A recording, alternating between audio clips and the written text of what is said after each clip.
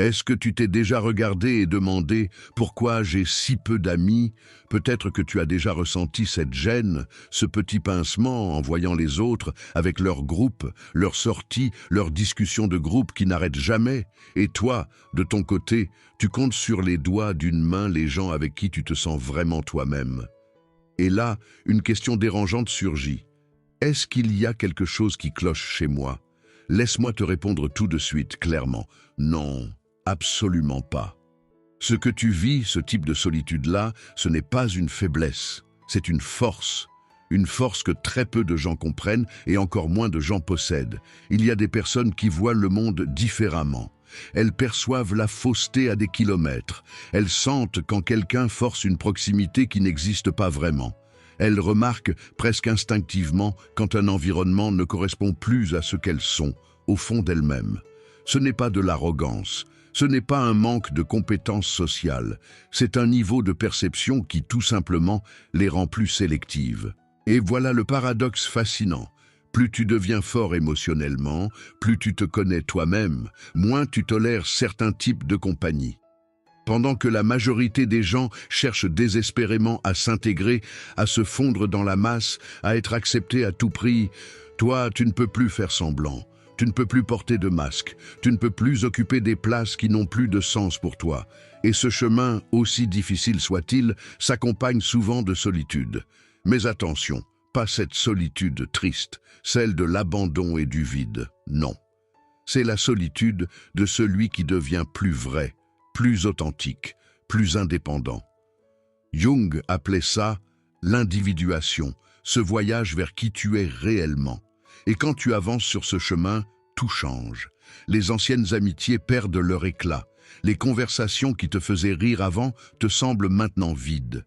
Tu sens que certains endroits, certaines personnes ne sont plus pour toi. Beaucoup appellent ça de l'isolement, mais en réalité, c'est de la croissance. Alors, aujourd'hui, je vais te parler de 5 caractéristiques rares, 5 traits qu'on retrouve chez les personnes qui ont peu d'amis, mais qui sont en réalité des signes de force intérieure, pas de faiblesse. Et on commence tout de suite avec la première. Première raison pour laquelle les personnes profondes ont peu d'amis, c'est l'authenticité radicale. Laisse-moi te dire quelque chose que tu as sûrement déjà remarqué sans savoir le nommer. Il y a des gens qui, dès qu'ils entrent dans une pièce, dégagent quelque chose de différent. Pas de la performance, pas du charme calculé, juste de la vérité brute. Ils ne sourient pas parce qu'il faut sourire. Ils ne s'intéressent pas à toi par politesse. Et surtout, ils sont incapables de faire semblant. Incapables de tenir une conversation vide juste pour combler le silence. Incapables de maintenir un lien qui ne veut plus rien dire. Et tu sais quoi? Ça dérange. Ça dérange énormément. Parce qu'on vit dans un monde où la plupart des interactions sont polies mais creuses. Des compliments qu'on ne pense pas vraiment, des sourires qu'on force, des « on devrait se voir plus souvent qu'on sait tous les deux mensonger ». C'est confortable, ce petit théâtre social. Tout le monde connaît son rôle, tout le monde joue le jeu. Sauf que certaines personnes ne peuvent tout simplement pas y jouer. Pas parce qu'elles sont froides ou distantes, au contraire. C'est parce qu'elles ont une conscience d'elles-mêmes trop développée pour se contenter d'un masque. Jung parlait de ça, tu sais. Il appelait ça la persona, ce masque social qu'on porte tous pour s'adapter, pour être accepté, pour ne pas déranger.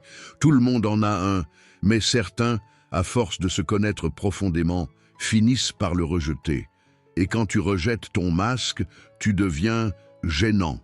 Pas parce que tu fais du mal à qui que ce soit, mais parce que ta seule présence, ta seule authenticité révèle aux autres à quel point ils portent le leur. Et ça, personne n'aime le voir en face.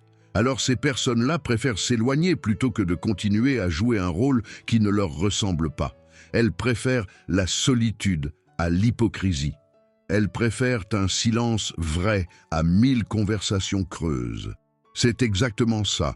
L'authenticité radicale, elle agit comme un filtre invisible. Peu de gens passent au travers, peu de gens restent. Non pas parce que ces personnes sont difficiles à aimer, mais parce que très peu de gens veulent vraiment un ami authentique. La majorité cherche quelqu'un qui valide, qui approuve, qui joue le jeu avec eux. Pas quelqu'un qui, sans même le vouloir, leur tend un miroir. Et voilà pourquoi ces personnes-là ont peu d'amis. Ce n'est pas un manque de compétences sociales, ce n'est pas qu'elles ne savent pas faire avec les autres, c'est l'inverse, elles en savent trop. Elles savent trop bien reconnaître le vide, le faux, l'artificiel.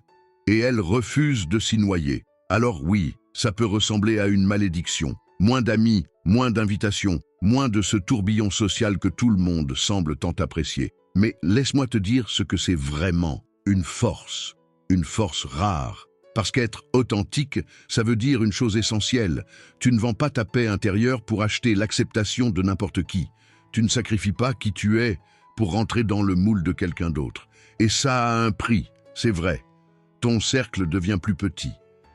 Beaucoup de gens ne se sentiront jamais à l'aise à tes côtés, simplement parce que tu vis ta vérité sans filtre. Mais ce prix-là, honnêtement, ça vaut le coup de le payer. Parce qu'avoir peu d'amis authentiques vaut infiniment plus qu'être entouré de 100 masques qui ne te connaissent même pas. Deuxième raison pour laquelle les personnes profondes ont peu d'amis, c'est l'habitude constante de s'observer de l'intérieur. Il y a une deuxième chose que tu remarqueras chez ces personnes-là. Une chose plus discrète, mais tout aussi puissante que la première. Elles ne traversent jamais la vie en pilote automatique. Tu vois ce genre de personne qui vit les événements et passe à autre chose sans se poser de questions? Ce n'est pas elles. Elles pensent, elles réfléchissent. Elles reviennent sur leurs propres décisions. Elles se demandent d'où viennent leurs émotions, pourquoi telle situation les a touchées, pourquoi telle réaction est sortie d'elles à ce moment précis.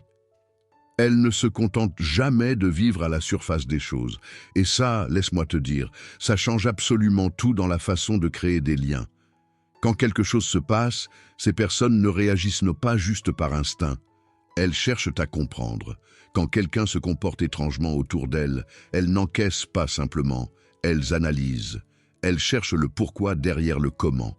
Et ça demande du temps, de l'énergie. Une bonne dose d'introspection que la majorité des gens préfèrent éviter. Parce que soyons honnêtes, la plupart des gens fuient leurs conflits intérieurs. C'est plus confortable de ne pas creuser, de ne pas se remettre en question, de continuer à avancer sans se retourner. Mais ces personnes-là, elles, choisissent de regarder. Elles choisissent de se confronter à elles-mêmes. Et Jung disait quelque chose de très juste là-dessus. Celui qui regarde vers l'extérieur rêve, mais celui qui regarde à l'intérieur de lui-même s'éveille. Et s'éveiller, crois-moi, ce n'est pas un chemin confortable, c'est un chemin qui dérange, qui questionne, qui expose. Mais voilà ce que ça apporte. Quelqu'un qui s'auto-analyse en profondeur repère beaucoup plus vite quand une amitié ne tourne pas rond. Il identifie les intentions cachées derrière les sourires. Il sent la manipulation avant même qu'elle ne s'installe complètement. Et surtout, il ne tolère plus les relations qui lui prennent de l'énergie sans jamais rien lui redonner. Ça le rend sélectif, oui. Mais ça lui évite aussi de perdre du temps avec des gens qui refusent d'évoluer, qui refusent de grandir, qui préfèrent te rester bien installés dans leur confort et leur automatisme. Et il faut le dire clairement, beaucoup de gens préfèrent ne jamais aller plus loin. Beaucoup fuient leur propre ombre, cette part cachée d'eux-mêmes dont Jung parlait tant, cette part qu'on préfère ne jamais regarder en face. Mais celui qui affronte sa propre ombre développe quelque chose de puissant. Il commence aussi à voir l'ombre des autres, et ça change absolument toute sa manière de percevoir les relations. Ce genre de personne devient plus sensible aux comportements toxiques. Elle capte les contradictions. Elle remarque les incohérences que d'autres laissent passer sans même y prêter attention. Ce n'est pas qu'elle cherche des défauts partout, non, ce n'est pas ça. C'est simplement qu'elle voit ce que la majorité choisit d'ignorer. Et quand tu vois trop, quand tu ressens trop, quand tu comprends trop de choses à la fois, tu finis inévitablement par réaliser qu'une grande partie de tes relations n'ont pas la profondeur dont tu as réellement besoin. Et c'est là que l'éloignement commence, doucement, naturellement. Mais attention, ce n'est pas de l'arrogance, ce n'est pas se croire au-dessus des autres, c'est juste de la conscience. Une conscience de soi qui, une fois éveillée, ne peut plus être ignorée. Et cette conscience a un prix, c'est vrai. Celui qui vit dans cette auto-analyse constante préférera toujours passer un après-midi seul, en paix avec lui-même, plutôt que d'être entouré de gens qui ne lui apportent rien d'autre que du bruit, du vide, de l'agitation sans substance. Et oui, ça réduit le cercle social, ça, c'est indéniable. Mais en échange, ça crée un espace précieux, réservé uniquement à ce qui compte vraiment, des relations authentiques, profondes, à la hauteur de qui tu es réellement. Et franchement, n'est-ce pas exactement ce que tu recherches? Troisième raison pour laquelle les personnes profondes ont peu d'amis, c'est l'énergie sociale limitée. Maintenant, parlons d'une chose que beaucoup de gens ne comprennent pas. Et parce qu'ils ne la comprennent pas, ils la jugent. L'énergie sociale limitée. Tu connais sûrement ce genre de personnes capables de passer d'un groupe à l'autre, d'une fête à l'autre pendant des heures, sans jamais montrer un signe de fatigue. Elles semblent inépuisables. Mais il existe un autre type de personne, complètement différent. Et ce n'est ni de la timidité, ni de l'antipathie. C'est juste une façon différente de fonctionner, une façon différente de se recharger. Jung a été l'un des premiers à le mettre en lumière. Il y a des gens qui puisent leur énergie, non pas à l'extérieur, mais à l'intérieur d'eux-mêmes, dans le silence, dans la pause, dans ces moments passés seuls, loin du bruit. Et ça change absolument tout. Alors imagine cette personne dans une fête, un bar, un événement bondé. Elle peut s'amuser, sourire, rire, discuter tout à fait sincèrement. Mais à l'intérieur, quelque chose se passe. La batterie se vide, vite, beaucoup plus vite que chez les autres. Et à un moment donné, tout son être lui envoie le même message. C'est bon, j'ai besoin de m'arrêter.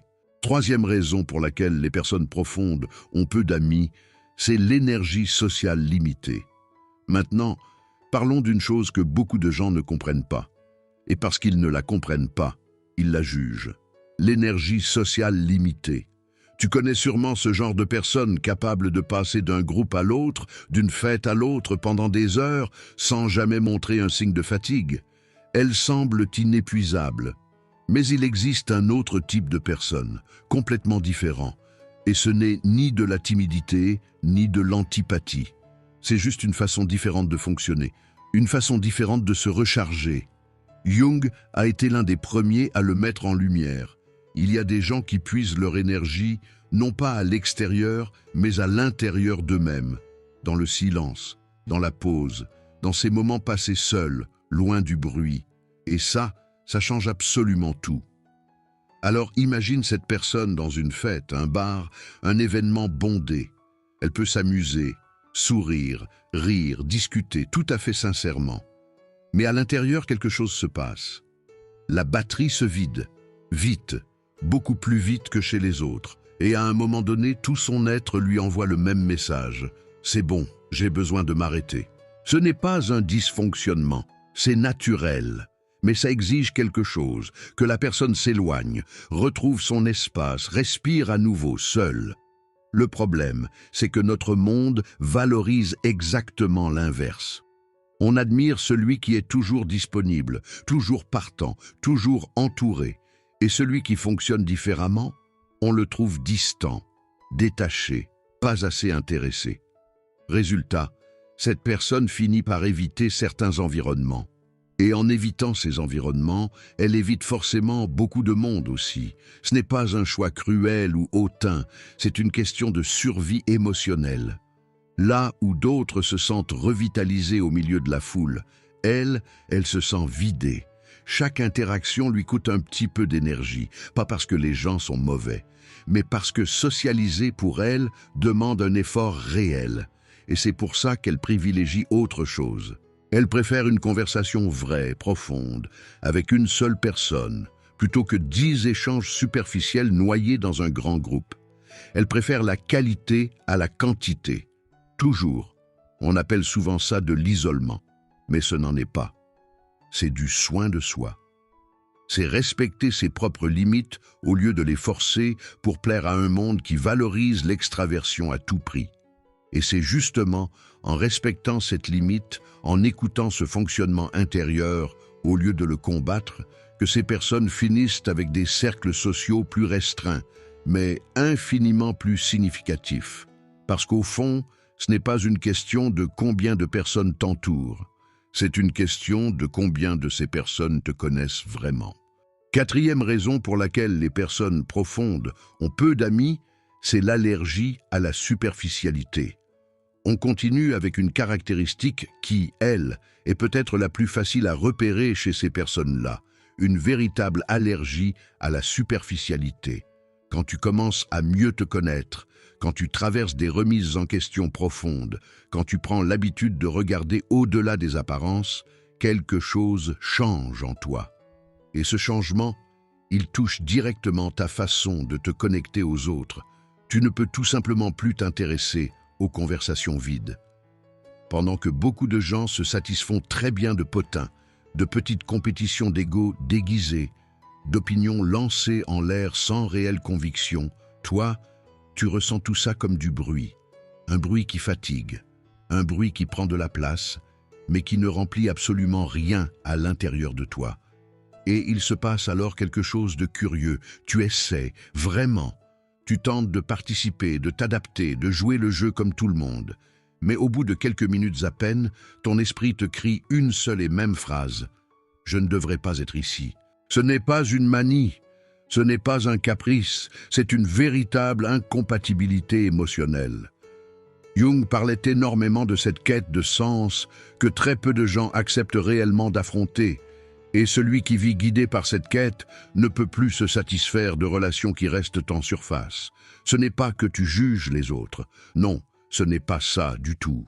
C'est simplement que tu ne parviens plus à ressentir la moindre vérité là où il n'y a aucune profondeur. Le vrai problème, c'est que pour la majorité des gens, la superficialité, c'est la norme. Des relations rapides, des liens fragiles, des conversations légères qui ne mènent nulle part. Tout ça, c'est confortable, c'est facile. C'est ce que tout le monde connaît et pratique sans même se poser de questions. Mais toi, celui ou celle qui porte cette caractéristique en toi, tu sens que rien de tout ça n'a de sens. Rien ne te nourrit là-dedans. Et quand tu ne supportes plus la superficialité, deux choses se produisent, inévitablement. Premièrement, tu commences naturellement à éviter les environnements où tu sais d'instinct qu'il n'y aura aucune place pour une vraie conversation. Résultat, moins d'invitations, moins d'interactions, une vie sociale qui se réduit tout simplement parce que tu ne forces plus les choses. Deuxièmement, et ça c'est peut-être encore plus révélateur, les personnes superficielles, elles, sentent bien que tu compliques trop les choses. Elles trouvent que tu n'es pas assez léger, pas assez dans le jeu social classique. Et sans même que tu aies à faire le moindre effort pour les éloigner, elles s'éloignent d'elles-mêmes.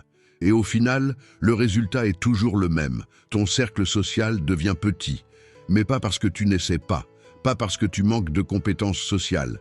Non, c'est parce que tu cherches quelque chose que tout le monde n'est pas prêt à t'offrir. La vérité, la profondeur, l'authenticité. Et honnêtement, est-ce que ce n'est pas exactement ce que toi aussi, tu recherches dans une relation ? Cinquième raison pour laquelle les personnes profondes ont peu d'amis, c'est l'indépendance émotionnelle. On arrive maintenant à une caractéristique puissante, une des plus fortes, et malheureusement une des plus mal comprises, l'indépendance émotionnelle. Regarde autour de toi. Beaucoup de gens ont besoin d'attention constante, besoin de validation, besoin qu'on leur dise qu'ils comptent, qu'on leur réponde vite, qu'on les invite, qu'on les rassure. Leur sécurité intérieure dépend de tout ça. Mais il existe un autre type de personne, une personne qui fonctionne complètement différemment. Elle n'a pas besoin que quelqu'un lui confirme sa propre valeur en permanence. Elle ne mesure pas son estime d'elle-même au nombre de messages reçus dans la journée, au nombre d'invitations, à la quantité de monde autour d'elle. Non, elle a appris quelque chose que peu de gens réussissent à apprendre. Elle a appris à être bien seule, à aimer sa propre compagnie. Et aujourd'hui, dans ce monde-là, c'est un avantage immense. Mais en même temps, ça effraie. Parce que pour beaucoup, quelqu'un qui n'a pas besoin émotionnellement des autres, ça sonne froid, distant. Tu as sûrement déjà entendu ce genre de phrase. Tu ne tiens à personne, tu es trop distant, ou même toi, de toute façon, t'as pas vraiment besoin d'amis, hein? Mais laisse-moi te dire une chose importante. Ce n'est pas que cette personne ne ressent rien. Ce n'est pas qu'elle s'en fiche, c'est juste qu'elle ne dépend pas. Et cette différence-là, cette nuance, change absolument tout. Cette autonomie dérange, parce qu'elle agit comme un miroir. Elle montre aux autres, sans le vouloir, à quel point eux dépendent de l'approbation extérieure pour se sentir bien. Et personne n'aime se voir dans ce miroir-là. Il y a aussi autre chose de très marquant chez ces personnes. Elles n'acceptent pas n'importe quelle relation. Peu importe combien de gens s'approchent, peu importe les opportunités qui se présentent, si le lien n'est pas vrai, s'il manque de respect, de réciprocité, de profondeur, elles ne restent pas. Point final. Et oui, ça réduit drastiquement le nombre de leurs relations, mais ça renforce à l'inverse énormément la qualité de celles qui restent. Il y a encore autre chose. Ces personnes ne tolèrent pas les jeux émotionnels. Pas de manipulation, pas d'exigences absurdes, pas de chantage affectif, pas de drame inutile. Elles s'en éloignent, et vite, pas par peur mais par clarté. Elles savent exactement ce qu'elles veulent, et surtout ce qu'elles ne veulent plus tolérer. Et cette posture envoie un message très clair, presque désarmant pour certains, « Je veux être avec toi ». Mais je n'ai pas besoin d'être avec toi. C'est une forme de maturité émotionnelle que tout le monde n'atteint pas. Et c'est précisément pour ça que beaucoup se sentent intimidés, voire dévalorisés, face à quelqu'un comme ça. Ça les renvoie à leur propre dépendance, à leur propre besoin de validation qu'ils n'ont jamais réussi à dépasser. Et forcément, ça éloigne encore un peu plus. Mais regarde le résultat final. Celui ou celle qui porte cette indépendance émotionnelle finit avec peu d'amitié, c'est vrai. Mais chacune de ces amitiés a un poids réel, une vraie profondeur, une vraie vérité. Ce sont des relations qui ne drainent pas, elles renforcent, elles ne fatiguent pas, elles nourrissent. Et honnêtement, n'est-ce pas exactement le genre de relation que tu recherches, toi aussi? Alors regarde où on en est arrivé. Authenticité radicale. Auto-analyse constante, énergie sociale limitée, intolérance aux superficialités, indépendance émotionnelle. 5 caractéristiques.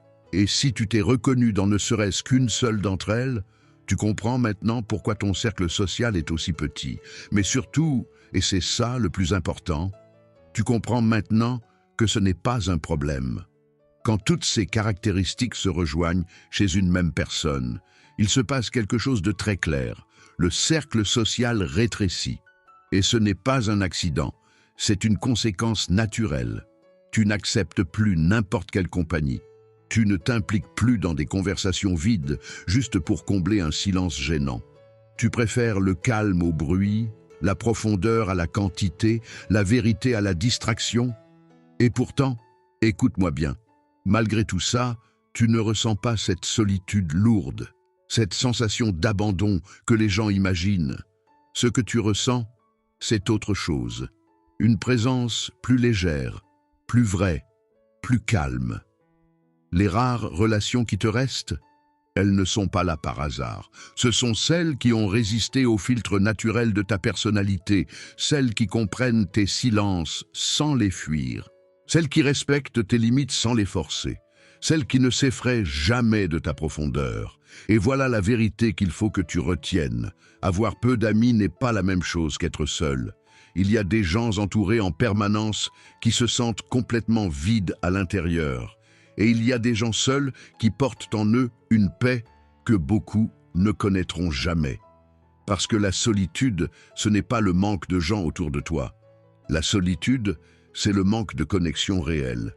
Jung disait que devenir qui tu es vraiment, ce chemin qu'il appelait l'individuation, est un chemin qui, souvent, doit se faire seul.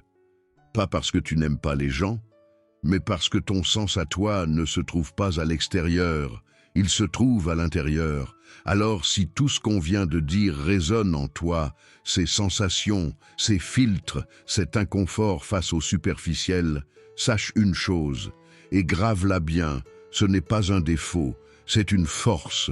Tu n'es pas seul parce que personne ne t'aime.